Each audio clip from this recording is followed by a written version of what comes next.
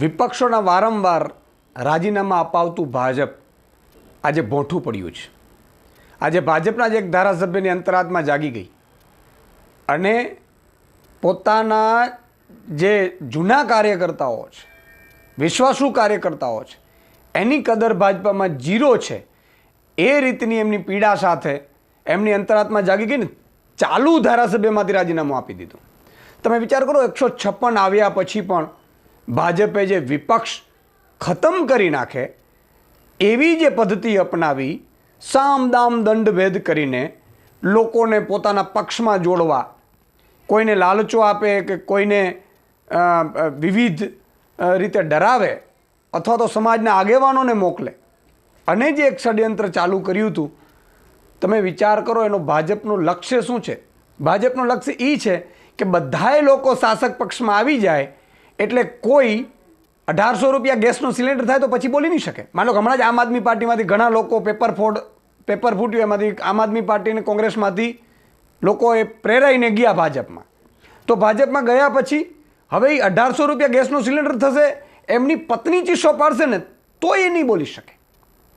ખેડૂતોને ભાવ નહીં મળે તોય નહીં બોલી શકે. મોંઘવારી ચરમસીમાએ તોય નહીં બોલી શકે. 150 રૂપિયા પેટ્રોલ ડીઝલમાં પણ નહીં બોલી શકે. અને એ જે ભાજપે ષડયંત્ર કર્યું એટલે ખુદ આજે મારે કેતનભાઈ ઈમાનદારને અભિનંદન આપવા પડે કે એમને અંતરાત્મા જાગ્યું. પણ ધારાસભ્ય પદેથી રાજીનામું આપવાની જરૂર નહોતી. શું કામ? કે ધારાસભ્ય છે એ ફરીથી ચૂંટણી ન આવવી જોઈએ. આજે વિસાવદરના ધારાસભ્યએ રાજીનામું આપ્યું, ભાજપે એમને ટીંગાડી દીધા. આજે એમણે આમ આદમી પાર્ટી ઉપર જેણે પક્ષે ટિકિટ આપી હતી ધારાસભ્યની, એમના ઉપર એમને વિશ્વાસ ન રહ્યો અને ભાજપે એમને જિલ્લા પંચાયત, તાલુકા પંચાયતની ટિકિટ નહોતી આપી. ફરીથી એમાં ગયા અને હાલત શું થઈ? વિસાવદરની ચૂંટણી લટકાવી દીધી ભાજપે. શું કામ? તો કે હારે છે. આજે ધારાસભ્ય વગરની જનતાને કરી દીધા ને તમે.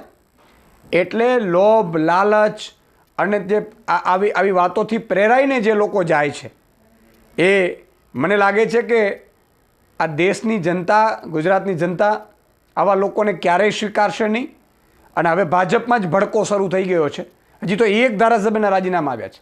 કેટલાય ધારાસભ્યો નારાજ છે. કેટલાય સમાજના પોતાની જાતને લીડર કહેતા એ અત્યારે ડબ્બામાં પુરાઈ ગયા છે. એ લોકો ધીરે ધીરે બહાર આવશે. એટલે મને લાગે છે કે 2026 આવતા 156માંથી કદાચ એવું પણ બની શકે કે 60થી 70 ધારાસભ્યોની અંતરાત્મા જાગી જાય.